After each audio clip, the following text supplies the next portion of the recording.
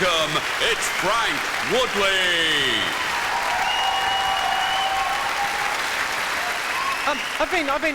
I've been watching a little bit of the Winter Paralympics, and awesome athletes. But I've been thinking, with all the different sorts of Olympics, we could have an Olympics for psychological issues. As a psych Olympics. I think that there's you could have the 100 metres panic attack, bang.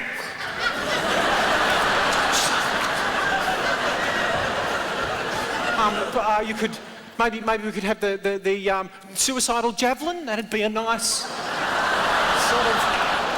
Maybe you could have a decathlon for attention deficit disorder. Be like, hey, I'll race you over to the. Oh no, why don't we see how long we can jump across the? Is that a discus? The pole vault looks like fun. Oh, I reckon I could hurdle then. That could possibly be another option. No. A paranoid shot put. You could have a psycho clay pigeon shooting. After you shoot the pigeon, you have to drive it out into the outback and bury it in a shallow grave. All right, that's too much. I think animals are fascinating. Sorry, no time for links. And although we're fascinated with animals, we sort of lay our expectations onto them. And a perfect example is once I was going for a walk in a national park with my wife, and we. Oh yes. No. I have a wife. No, and we came around this corner and we saw these two kangaroos mating. And the first word that comes to mind isn't romance. He wasn't whispering sweet nothings in her ear. For starters, he was twice her size, and he just basically grabbed her, and with his little kangaroo-y hands, and he was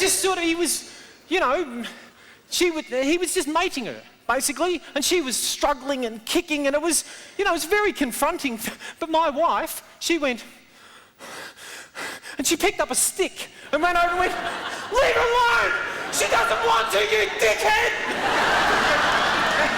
and hit him in the head, and she got away, which was that was a great, although I've heard that the population of kangaroos in that particular national park were at a tipping point and they've died out since then. So it's no, they haven't. My wife is such a beautiful, she's such a sweethearted, and she's also very, I